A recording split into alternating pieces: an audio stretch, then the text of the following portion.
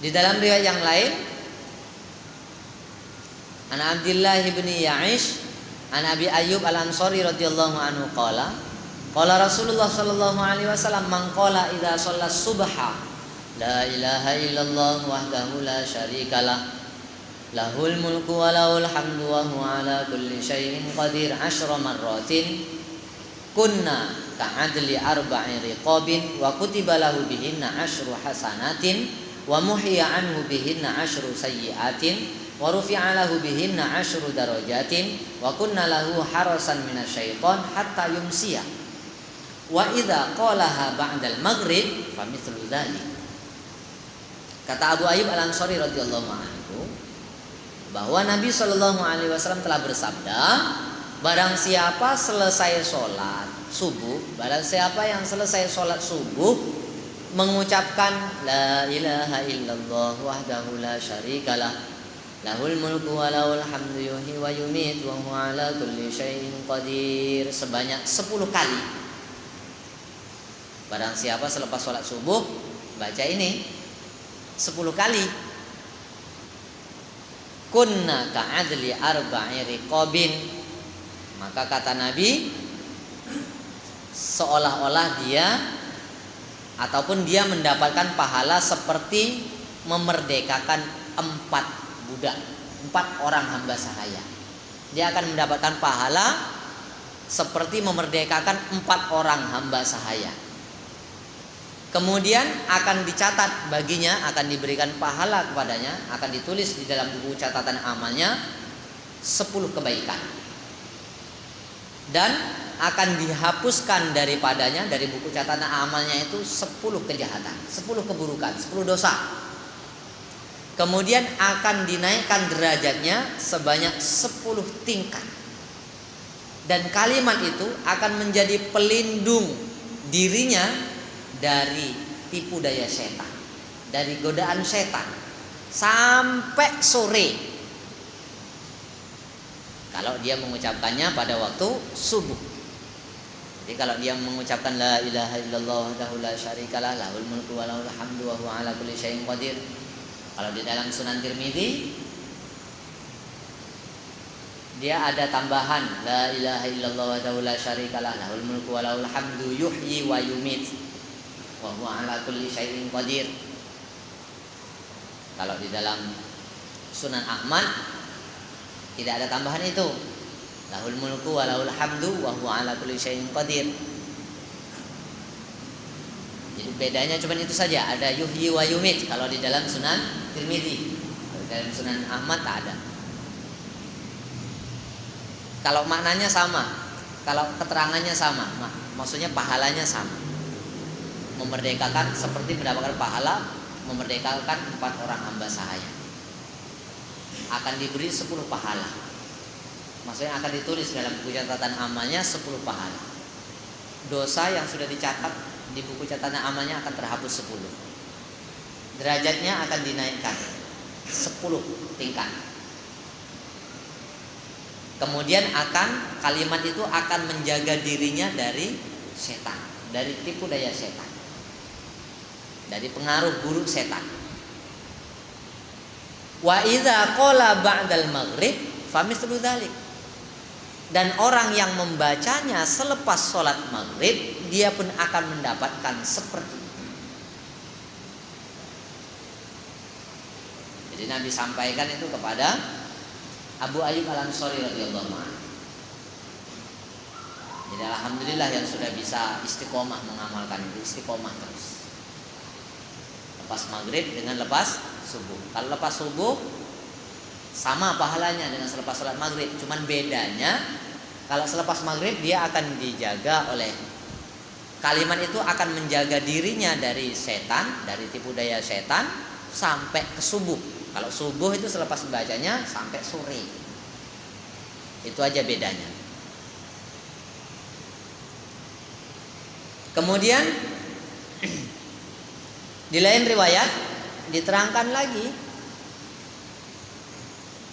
idza sallama lam yaqut illa miqdaru ma yaqulu Allahumma antas salam wa minkas salam tabarakta dzal jalali wal ikram. Di dalam riwayat yang lain Tabarakta Rabbana wa ta'alaita ya dzal jalali wal ikram. Di dalam riwayat yang lain ada tambahan lagi, Allahumma antas salam wa minkas salam wa ilaika ya'udu salam. Tabarakta ya dzal jalali wal ikram. Di riwayat yang lain ada tambahan lagi, Allahumma antas salam wa minkas salam wa ilaika ya'udu salam wa hayyina rabbana bisalam wa adkhilna jannata darus salam. Tabarakta Rabbana wa ta'alaita ya dzal jalali wal ikram. Nabi itu tidak duduk selain seukuran membaca Allahumma antas salam.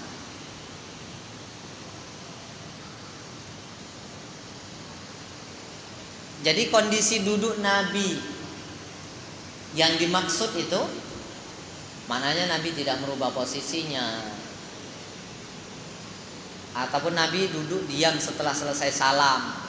Bergeraknya Nabi, berubahnya Nabi, perginya Nabi diperkirakan setelah wanita itu selesai.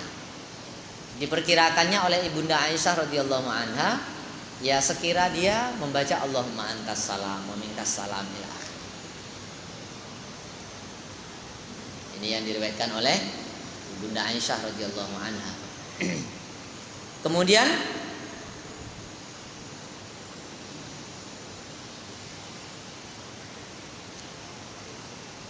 di lain riwayat lagi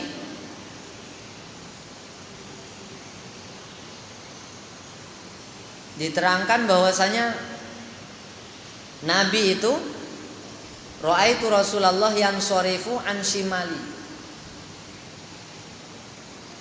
Saya melihat Nabi beranjak pergi, merubah posisi tempatnya itu dari sebelah kirinya. Nabi pergi itu dari sebelah kiri. Nabi merubah posisinya, ada yang mengatakan dari sebelah kiri. Di dalam riwayat yang lain, ra'aitu Rasulullah yang shorifu an yaminihi. Rasulullah itu beranjak dari sebelah kanannya. Jadi kalau mau pergi, Nabi dalam riwayat itu ada dari sebelah kiri, ada yang dari sebelah kanan. Mengapa kok Imam Muslim meriwayatkan kedua hadis ini sebelum membaca zikir-zikir yang lain? Sebelum subhanallah, alhamdulillah, subhanallah 33, alhamdulillah 33, Allahu akbar 33. Apa kok belum itu? Sudah diriwayatkan dulu oleh Imam Muslim. Ini isyarat bahwa orang-orang yang ada keperluan, yang tidak bisa melanjutkan zikir bersama dengan imamnya, ataupun dia tidak bisa berzikir lebih panjang daripada itu, maka dia boleh meninggalkannya setelah selesai berdoa Allahumma antas salam. Jangan terburu-buru meninggalkan itu, karena Nabi tidak menyenangi perginya jamaah setelah selesai salam. Perginya jamaah setelah selesai salam, kecuali dalam keadaan darurat. Kecuali dalam keadaan darurat. Seperti mana teguran Nabi kepada Sa'labah. Teguran Nabi kepada Sa'labah. Ketika Sa'labah selesai sholat pergi, selesai sholat pergi, maka Nabi pun tanya, apa masalah kamu? Kok selesai sholat kamu pergi? Selesai sholat kamu pergi? Kata Sa'labah, ya Rasulullah, macam mana lah aku tak pergi? Sarung aku ini cuma satu, itulah yang aku pakai. Istri aku di rumah dah nunggu aku dah. Kalau aku lambat balik, istri aku nak sembahyang pakai aku. Nabi pun toleransi, diam saja. Maknanya Nabi itu tidak menyenangi perbuatan Sa'labah itu. Nabi tegur lagi dia. Akhirnya Sa'labah minta kepada Nabi, ya Rasulullah, doakanlah agar aku punyalah pakaian lebih daripada satu nih. Ini memang tak adu betul nih, adunya cuma inilah, doalah. Kata Nabi, dah lah, bersabu ajalah dengan itu. Tidak, Sa'labah minta tegur kepada Nabi. Akhirnya Nabi beri sepasang kambing. Dengan sebab mengurus kambing itulah Sa'labah terlambat juga pergi sembahyangnya. Di zaman Umar bahkan ditegur Sa'labah, apa ngentam di kau nih? Di zaman Nabi adalah selepas sholat di kau pergi, selesai salam di kau pergi. Alasan kepada Nabi, karena sarung di kau satu. Sekarang kambing nikah udah banyak. Bahkan karena banyak kambingnya dia wajib zakat. Maknanya kambingnya itu sudah lebih 40 ekor. Dia sudah kena zakat. Bisa beli sarung lebih daripada satu. Tapi kok selepas sholat kamu tetap juga pergi juga. Macam manalah kambing aku nak diurus. Dah. Ini pula jadi alasannya, lebih marah lagi Umar. Akhirnya Allah bengkrapkan lagi dia. Kambing-kambingnya tak jadi semua. Kembali seperti sedia kala di zaman Nabi sallallahu alaihi wasallam. Perbuatan itu tidak disenangi oleh Nabi. Jadi kepergian jamaah yang tanpa ada uzur syar'i setelah salam, sebelum ucapkan astagfirullahaladzim, la ilaha illallah, seperti yang diajarkan oleh Nabi, baca subhanallah dan amal-amal yang lainnya. Kalau umpamanya dia punya kesibukan yang tidak bisa ditinggalkan, ya ini dimaklumi. Tapi yang tidak memiliki apa-apa, selesai sholat ya dia duduk juga di luar sana, ngobrol yang tidak-tidak. Yang seperti itu tidak disenangi oleh Nabi sallallahu alaihi wasallam. Selesaikan dulu zikirnya baik-baik. Selesaikan dulu zikirnya baik-baik, doa. Urusan dia nak bersama atau nak masing-masing itu urusan lain. Itu urusan lain. Yang jelas selesai sholat, tidak usahlah terburu kemana-mana, selesaikan dulu zikirnya. Seperti yang sudah diajarkan oleh Rasulullah Shallallahu Alaihi Wasallam. Kemudian di dalam riwayat yang lain lagi diterangkan, An Anasin radhiyallahu anhu, anna Nabiya Shallallahu Alaihi Wasallam kana yansorifu an yaminihi.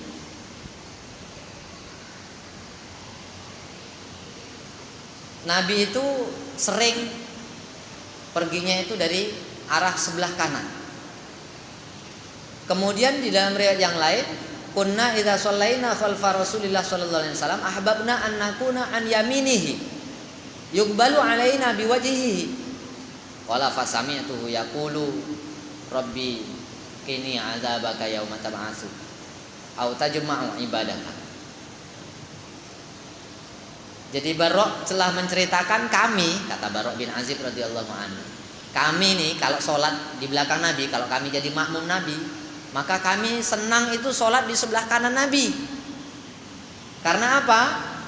Karena Nabi biasanya selesai sholat, Nabi akan menghadapkan wajahnya ke sebelah kanan.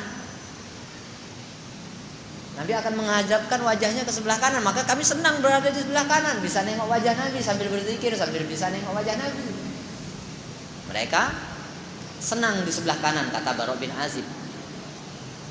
Di lain-lain riwayat diterangkan bahwa Nabi itu menghadapkan wajahnya ke jamaah, ke sahabat-sahabat, membalikkan wajahnya ke sahabat-sahabat.